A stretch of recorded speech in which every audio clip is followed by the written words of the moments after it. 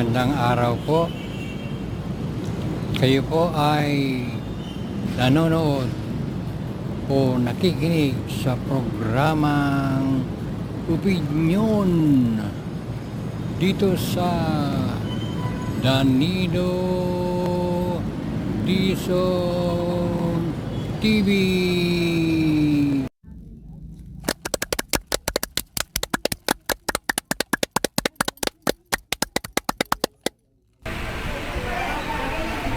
Sa kriminal kung saan silang impernong gusto nilang pumunta. Well, Mr. Chair, for the record, You make your own history in this planet. yes, Mr. Yun ang Chair. gusto nilang mangyari.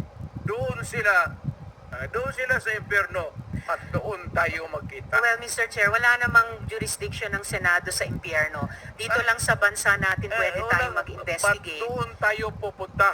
Well, wala po akong ambisyon pumuntang impyerno pa. Pero Mr. Chair, ang hirain punto kita, lang ma'am. ito,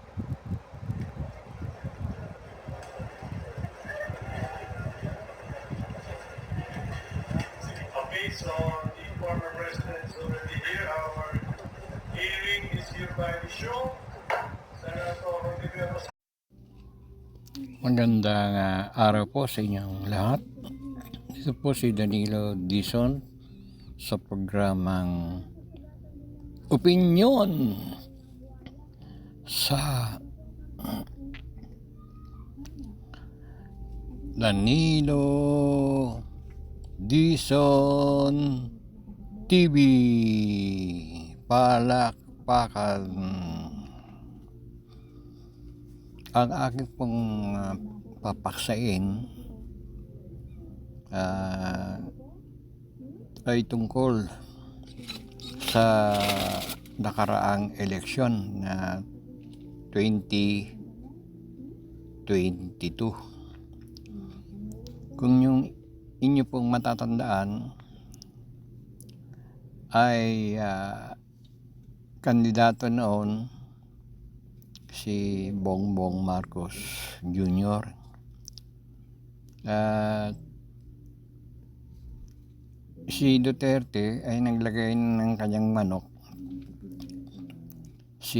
Ang inilagay niyang panlaban, pantapat sana kay Bongbong Marcos ay si Bato de la Rosa. Pero umatras. Ibig sabihin, pabago-bago yung mga plano ni Duterte, ni Digongyo. Wala siyang stable na pag-iisip. Hindi ko malaman. Magtanong po tayo. Sino po sa palagay nyo ang mas matalino? Si Digongyo o si Bongbong Marcos? Noong mga panahon na yun, hindi pa nakaupong Pangulo si BBM. Si BBM po ay tumakbo sa pagkapangulo. Siyempre, bago ko naman tumakbo, malamang 3 years or 2 years bago mag-election, ibig sabihin mula noong 2019 or 2020, nagsisimula na siya magplano. Kumakausap na siya ng mga taong makakatulong sa plano. Si Duterte, si Digongyo, ganoon din. May mga plano rin sila kung sino ilalaban nila. Siguro noon ay si Sara siguro, pero naisip nila baka bata pa siya. So walang nagawa si Digongyo, hindi sumunod yung anak, kundi naging vice president ang tinakbuhan at nagtandem nga sila ni BBM Jr. So wala na nagawa yung ama na makulit. Ang totoo niyan ay ginawa na lahat ng paninira ni Digonyo kay BBM para siguro hindi manalo. Ano naman yun, mga paninira? Aba, hindi ba sinabi niya nagko-cocaine? Oo. Hinamon pa nila na magpa-drug test. Pa-drug test naman yung tao. Pero bandang huli, ayaw nila tanggapin ang resulta. Kung ano-ano pinagsasabi, kesyo, nakasabwat, kasi napakabilis daw ng check-up. Ngayon, matalino ba si Bongbong Marcos o si Digongyo? Yan pa ulit-ulit ko pa itatanong yan. Kasi sino ba ang weak sa dalawa? Si Digongyo hindi nakapaglagay ng kandidato sa pagkapangulo. Naglagay pero matras. Si Bongbong, natalo yan ng vice president nang tumakbo siya. Hindi ko malaman kung paano natalo yan. Huwag na natin pag-usapan yan kung dinaya o hindi. Kasi tatagal Ngayon, di pagpalagay natin na natalo talaga. Pero nung tumakbo siya ng 2022, sa kabila ng paninira ni Digongyo na si Mr. Superman, sinara na, nagko-cocaine, kung ano-ano, spoiled brat, kung ano-ano. Kumbaga, sinira na yun, kung tutusin, tagilid na si Bongbong yan. Bakit? Mga supporter ni Digongyo hindi na boboto kay Bongbong. Ilan ba supporter ni Digongyo? 16 million yung boboto sa kanya kaya siya naging Pangulo. Ang tanong, saan napunta yung boto na yun nung mag-election ng 2022, yung bumoto kay Duterte? Hindi ba kay Bongbong Marcos? Ngayon, dadagdagan para another 15 million. Kaya ang total ay 31 million. Yun ang nakubang boto ni Bongbong Marcos. Biro mo, yung 16 million na bumoto kay Duterte na punta kay Bongbong Marcos, may plus 15 pa, kaya 31 million. Ngayon, sino nakahatak kay Sara? Hindi kaya si Bongbong Marcos o yung boto ni Sara bumoto rin kay Bongbong. Ganun ba yun? Hinatak ni Sara si Bongbong kaya nagkaroon ng 16. Ganun ba yun? Kayo mag-isip. Ngayon, sa kabila ng lahat, nga parang may nag-trider pa nga dyan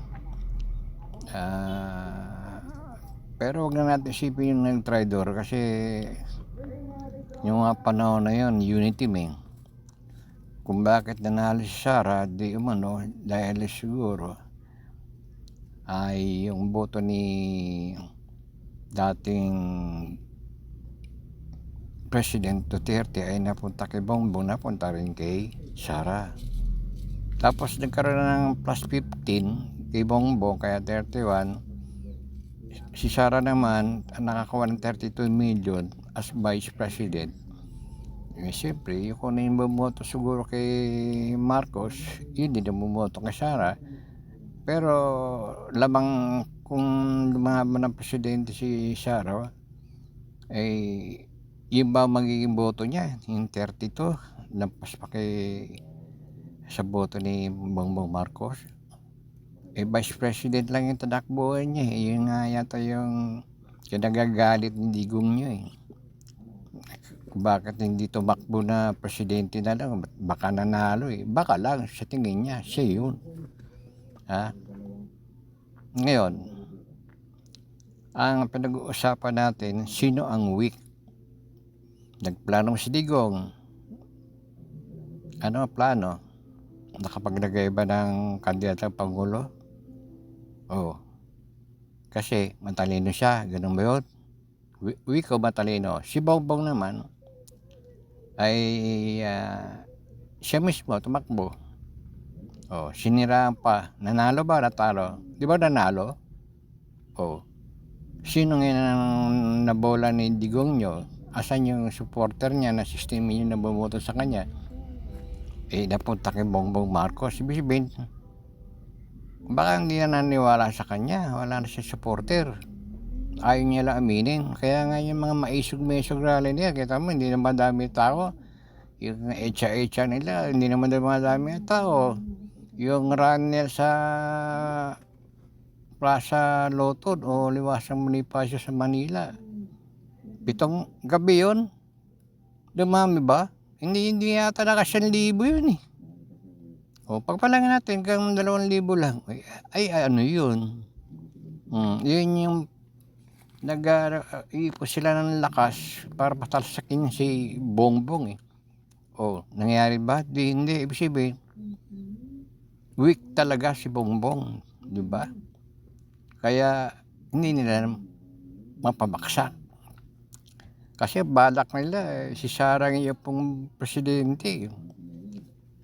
Nagpapahaging na nga sila sa Armed Forces of the Philippines. Ano pang ginagawa nyo? Bagang yung presidente, ganun-ganun. Yung mga dating Bongbong Marcos vloggers, kakampi na ni Duterte, iniwan na si Marcos. Samantalang nung bago mag-eleksyon, bongbong sila. Pero iniwanan nila yung sinuporta nila ngayon, nagkikisay. Nagkampi-kampi na Duterte tsaka yung mga vlogger na sa ibang bansa tsaka sa Pilipinas. Ilan lang, pag binilang mo, ilan lang sila. Yung mga vlogger ni Bongbong Marcos, vlogger din ni Duterte noon yan, magkakampi lahat yan, magkakasama kasi nga ay unity me. So kung noon lahat naman ng mga vloggers ni Marcos, hindi yung mga vloggers ni Duterte noon kaya lang dahil wala na kasi si Duterte, lumipat na kay BBM. Dahil tapos na si Duterte, sino pa susuporta nila? Wala naman siyang kandidatong inilagay. Naintindihan nyo? Hindi ba maliwanag yun? Yung mga vlogger ni Duterte noon ay pumunta na kay BBM, halos lahat, majority na. Kung sa 10 vlogger yan, 2 na lang yung natira kay Duterte, yung 8 na dating Duterte vloggers ay napunta na kay Bongbong. Hindi ba malinaw yun? Yan ang sinasabi nilang weak yung ating presidente ngayon na nanalo. Meron bang weak na nanalo? Kayo, ano po ba sa palagay nyo? Weak po ba si BBM? Sino mas matalino sa dalawa na hindi nakapaglagay ng kandidato? Ibig sabihin, hindi sila nakapag-isip ng maayos, wala silang malinaw na plano. Yun lang. Matalino ba sila? Tanangin niyo po, sarili nyo, matalino ba si Digong nyo? Ngayon, si Bongbong na sinabi yung banga, spoiled brat, weak, nanalo hindi. Di ba nanalo? Weak na yun sinira na't lahat yun. Pero, Pangulo yung weak, yung bangag, weak. Hanggang ngayon, bangag pa rin ang sinasabi nila, paninira. Hanggang ngayon, hindi naman napuputol yung bangag. Hindi ba sila nagsasawa doon? Baka nanaginip sila. Bangag, parang mga loko-loko nasapian na ng mga demonyo ayan po. Isipin niyo po, yung ating pong Pangulo ngayon ay bangag, weak. Sabi nila, ang isa pa sa paninira, dumami ulit daw ang mga drug addict. Kasi doon, halos ilang libo ba yung napatay? Halos walang nakuling, walang na-rehab. Iyon nga magiging problema kasi may kaso ngayon si Digong nyo sa ICC. Hindi ba niya alam yung balita na yan na si Digong yung na hinangain natin, kasama ako dyan eh. Kaya lang, iniwan ko na yun, 2019 kasi nainis ako doon kay Duque. Hindi ayaw niya palitan. Ang tingin ko doon yung parang winawalas na pera, kabibili ng mga mahal na ang tawag dito, yung itinutusok sa atin. Vaccine. Tingin ko may nangyayaring hindi maganda, kaya gusto kong matanggal na si Duque, pero sobrang lakas. Siya na parang leader president nun eh. Siya na yung nasusunod eh, kasi pandemic nga. Ang kailangan ay doktor eh. Hindi naman doktor yung presidente natin, isang bugado. Kaya sunod-sunuran lang siya, parang naging tuta na siya ni Duque.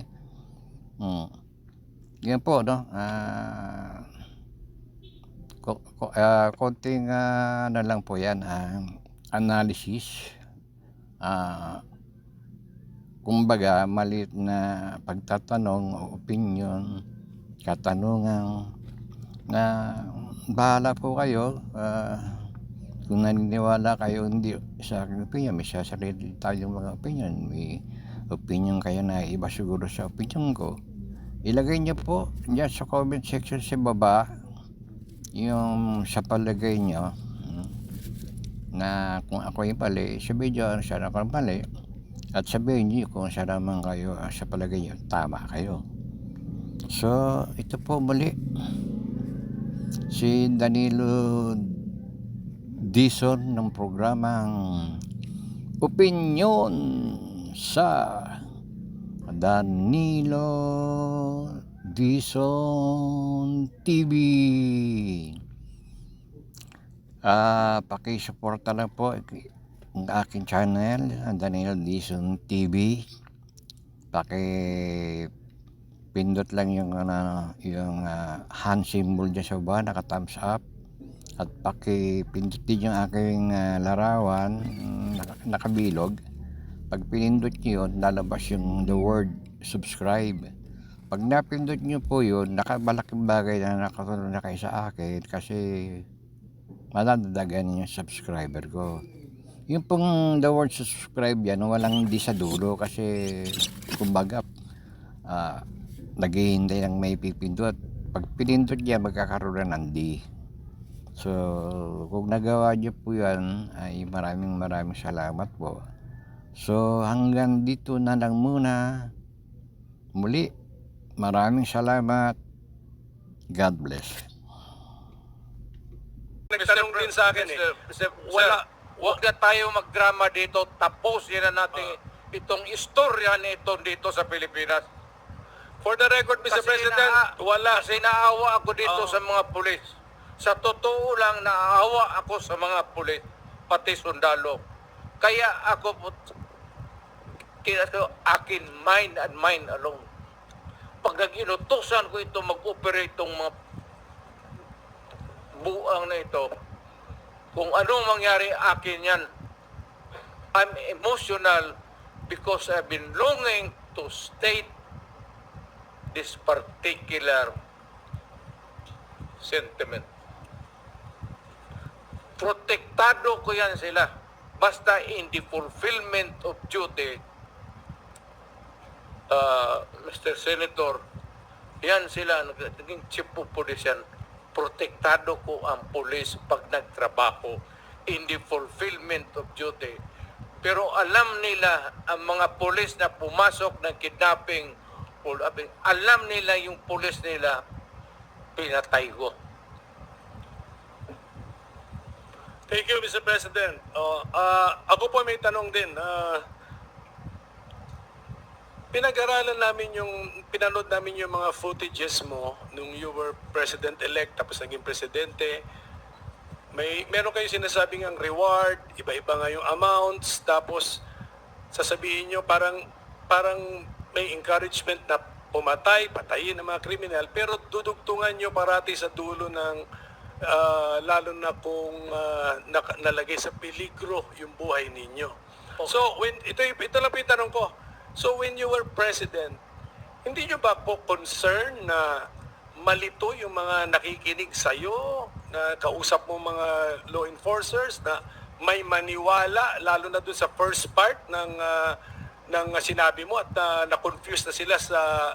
Kasi paliko-liko po yung mga pronouncements po ninyo, Ms. President. When you were President, were you not concerned that you will be misinterpreted? Hindi, kasi matagal akong instructor ng pulis eh. Ay, dumadaan ito sa psychiatric, gagastos pa ako ng... When I was also president, may funding ako dito sa mga psychiatric nila. Nandyan yan sa item eh. Hindi naman ito At saka, alam mo, Senator,